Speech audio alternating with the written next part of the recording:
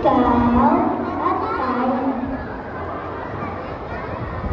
Lahat ay bansang Pilipinas, siyang Mindelo, ipinagmamalaki sa buong mundo.